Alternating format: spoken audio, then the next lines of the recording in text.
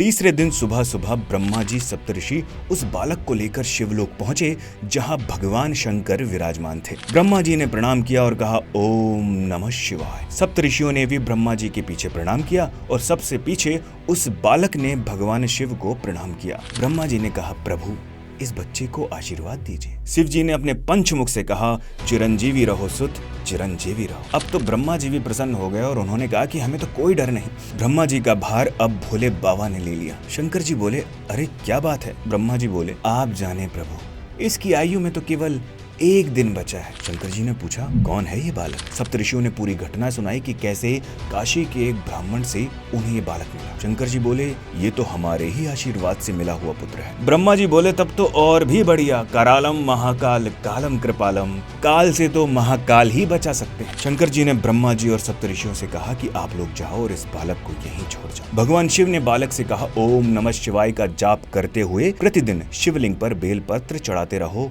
और निश्चिंत रहो। बालक ठीक वैसा ही करता रहा। शाम को ध्यान मग्न बालक के गले में यमराज ने फांसी का फंदा डाल दिया। समय पूरा हो चुका था। अपने सामने यमराज को देख और गले में फांसी का फंदा देख बालक घबरा कर शिवलिंग से लिपट गया। भगवान शंकर ने देखा कि बालक घबरा कर शिवलिंग से लिपटा हुआ है। तब शंकर जी प्रकट हो गए और त्रिशूल लेकर यमराज पर झपट पड़े। यमराज जी हाथ जोड़कर बोले, प्रभु ये तो आपका डिपार्टमेंट नहीं है, ये तो मेरा काम है और इस बालक की आयु पूरी हो गई है तो आप मुझे मेरा काम करने से क्यों रोक रहे हैं? 5 वर्ष की उम्र आपने ही दी है, सो आज पूरी हो गई। शंकर जी बोले, ये बताओ इस बालक को 5 वर्ष की उम्र तुमने दी है कि हम?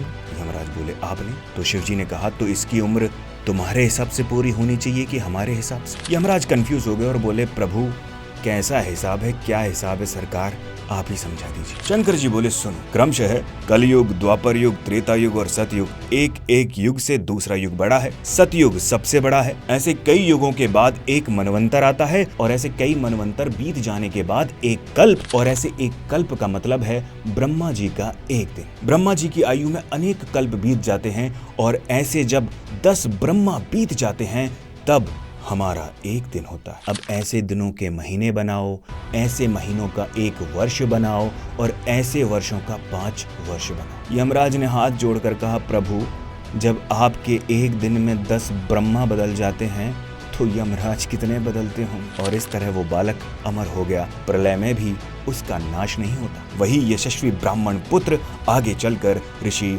मार्कंडेय के नाम से प्रसिद्ध हुए। ऐसे हैं हमारे भोलेनाथ, जब वो देते हैं तो उनका दिया काल भी नहीं मिटा पाते। जय भोलेनाथ।